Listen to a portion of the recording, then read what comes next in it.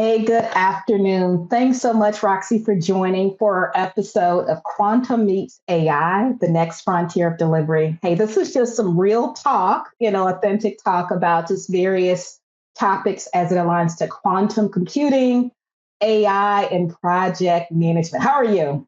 I'm great. I'm great. Thanks for that introduction. This is so exciting. Some of my favorite topics. So, yeah. That's excellent. Excellent. So, without further ado, I want to jump in just with our first question. So, in plain terms, what is quantum computing and how is it different from your perspective from classical computing? Just some ideas that you may have.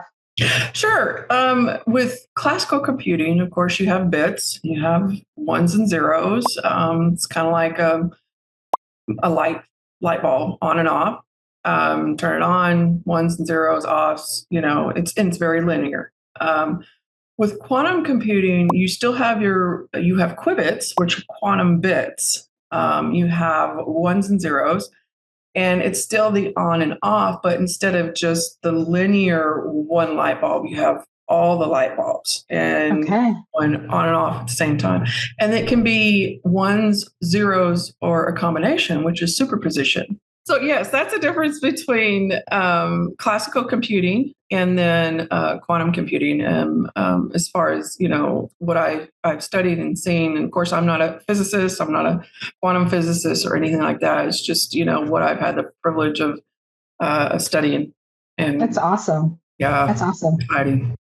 So let me ask you, why should project, program, portfolio managers care about quantum computing today? What are your thoughts there? Well, it is emerging technology like AI. And if you're in any kind of technology now, you know that technology it moves fast. You need to be able to speak to it with executives, of course. If you have any background in it, executives are doing executive things. They're not necessarily always in the weeds of things, and they rely on their folks to be able to speak to it and not necessarily tell them what to do, but know the culture of the company, of the industry, and provide some pros and cons, and also the governance of it. You're going to have to be able to put some governance in place, just like with AI now. You've got to have those discussions on putting guidelines in place, and then the psychology behind it. I always joke that program managers and project managers have to be a mini psychologist to be able to maneuver around the psychology of companies, the culture, and of course, getting folks motivated to work on projects. So. Sure thing. Yeah. So do you have any ideas around governance and quantum computing as we talk through AI? Any thoughts around governance and policies? I think it's going to go back to more of the cryptography and more of the security behind it. Right now, quantum computing is focused a lot on logistics, on material sciences such as drugs, drug development, because with like AI can look at molecules and say, okay, let's put these molecules together and come up with a drug. Where quantum computing can pull in all the known elements at a molecular level and just push that AI brain down the track faster and come up with those drug developments quicker. Cryptography is another very important area of quantum computing. I don't know if you know about Shor's algorithm. Peter Shor developed Shor's algorithm back in 1994, I believe, on a quantum computer. It's a quantum equation. It can't be run on a classical computer. And basically, I'm sure you probably know about cryptography, and to the point where, like, if you go on your URL and you pull up a bank, it's going to have the HTTPS. Well, the S, of course, is for secure.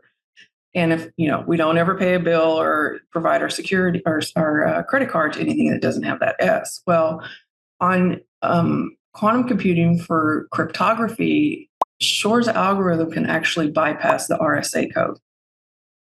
And so that's a concern that, of course, you have bad actors that can bypass it and break RSA code. But at the same time, that you can create new codes and new cryptography. And it's like this. It's some folks are a little reluctant, but if you think of it as country A, and maybe they're anti-quantum, okay, they're going to still work on classical computers. And if you have country B where they're pro-quantum and they're over here working on cryptography, and I don't have country level money, but I want to be in a country that's going to protect me compared to other countries that might have that capacity and capability to break RSA. So that's kind of the direction that a lot of quantum computing is going. It's the security behind everything because, the world can be a crazy place. And you've got folks that can, you've got black hats that are, bad actors that are trying to, you've got Alice and Bob that are talking back and forth and they're sending, cryptography messages. And then you've got Eve trying to eavesdrop. Well, she might be able to eavesdrop, but she doesn't have the code to crack it. So I think that's kind of where we're going. So you have a lot of like JP Morgans and IBMs that are working together to try to create a little bit more security. And of course, there's the logistics of getting from point A to point B better. And then, of course, drugs. I think that's very important with our health, not just drugs, but even health care and wellness. If you can combine two vegetables that get you healthier, then let's have quantum computing help us out with that. I think we're all a little bit, we want to be healthier financially as well as physically. Yeah, I think that's excellent. This leads to the next question. So, are there industries leading AI and quantum convergence? And what can PMs do to learn from them? Yeah, absolutely. There are logistic. We have that we already talked about. We have the healthcare, um, cryptography, also energy. Exxon Mobil is working with IBM as well on material sciences. Let's see. I think I'm trying to remember some of the Volkswagen. Back in the early 2000s, they had a real world simulation of logistics.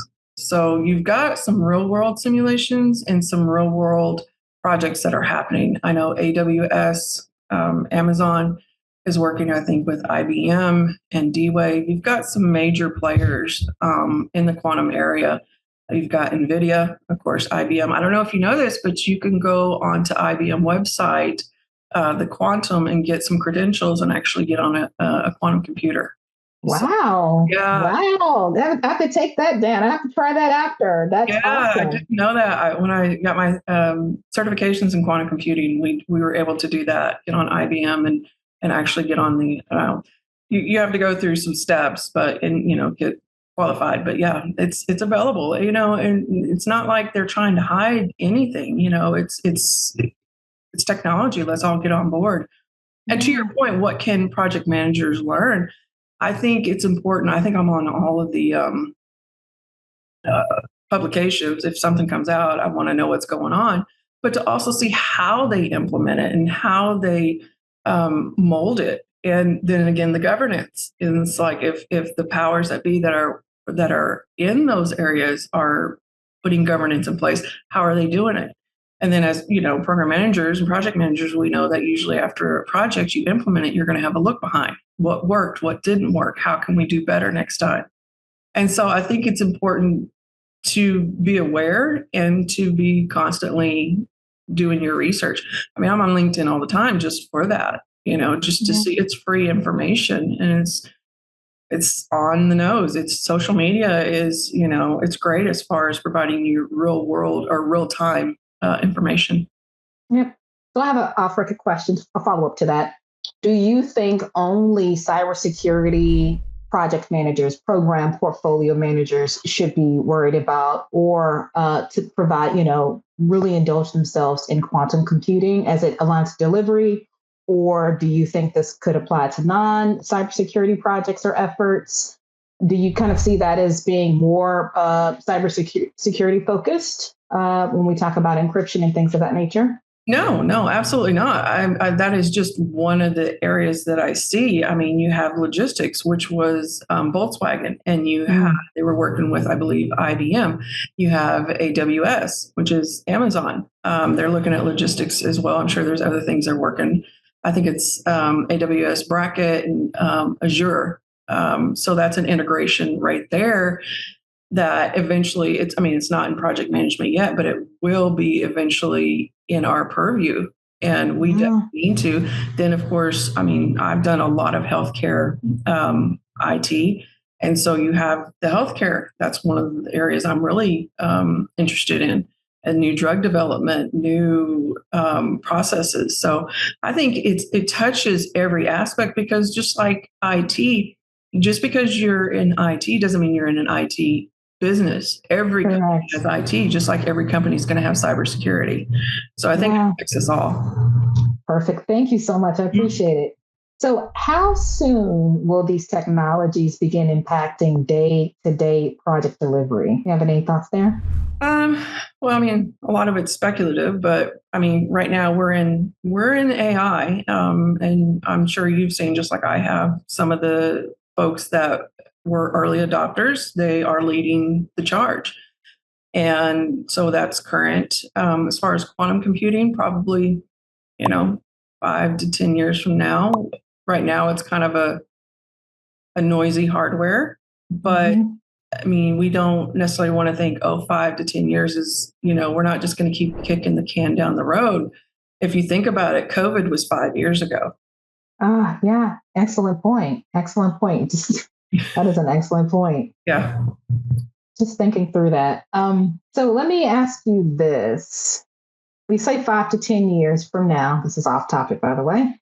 5 to 10 years from now, is there anything that we can do? Outside of seeking knowledge and additional information, are there any recommendations, a project program portfolio that, those folks can do just to kind of stay on top of things? You mentioned like IBM. All right, we could solicit credentials for to test out quantum computing, reading.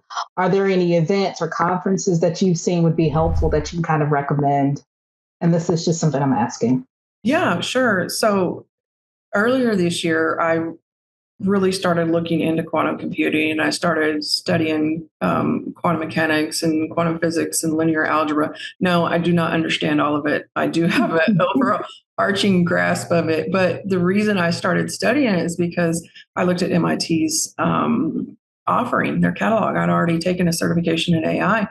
And they said there are some prerequisites to even start. Not that you had to have a prerequisite. Let me back up. Just suggestions. So you would be at least able to keep up with the information. And I took both of those certifications, the fundamentals of quantum computing and then quantum computing cryptography logistics. And so within those, I'm not a maths person. I'm not a linear algebra. Never studied quantum mechanics or quantum physics academically, but I was able to definitely, keep up. The training was great. It was on your own time. You had instructors. We had some fabulous instructors. Even Dr. Shore was one of our instructors. And so it's very inviting to anybody to do that. And so with that, I started reaching out to some of the professors, and I would see if they were speaking. I'm on IBM's, when they send out any kind of information on any panel they're going to do. I've not sat on the panels, but I've joined in to listen, got information. It's like anything else. We're in the world of technology, AI, the internet. We have so much information readily available that we really don't have an excuse other than just we don't know what we don't know, Yeah. And so I think it's important if you feel drawn to it. And I'm not saying it's for everybody, but I think if you feel drawn to it, then you need to listen to that. Yeah, thank you so much. So education, huge. Seeking Yes. out a level of education, search, just additional courses, the information is there. So appreciate that. Appreciate that. Yeah. How might PMs explain quantum's value to non-technical executives and stakeholders? Yeah, non-technical, I would definitely explain it in a non-technical way. Like we talked about the train. Mm-hmm. Whatever, I think it's important to know your leadership and how they speak and what speaks to them. You can talk to them about the pros and cons. You can talk to them about the risks, the cost benefit analysis. I mean, you could even do benefit analysis versus other companies. Whatever speaks to them at what is important to them. You need to look at your company and your industry mission statements, what direction it's going in. You know, you also need to talk to them again about the governance. That way, Mm-hmm. when that time comes, maybe you can have a voice in it. Because if you're connected to somebody, that you could connect them to somebody, and globally we can put those guidelines in place.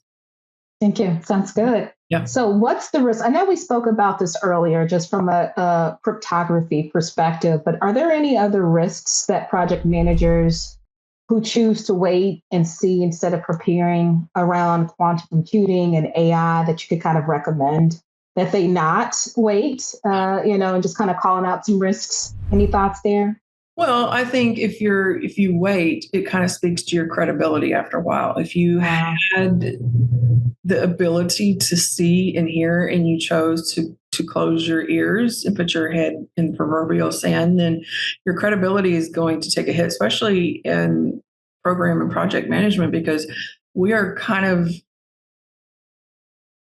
it's kind of part of the job to be able to identify risks, to be able to reject Mhm. those risks, and to be able to circumnavigate, or if it's we want to take that risk on, say, because it is a risk, but people want to think risk is negative, and it's not necessarily always negative. Sometimes it's like if you invest heavily, your risk might be you reap heavily, or Yeah, you lose yeah, heavily, and it yeah. depends on your risk aversion. But I think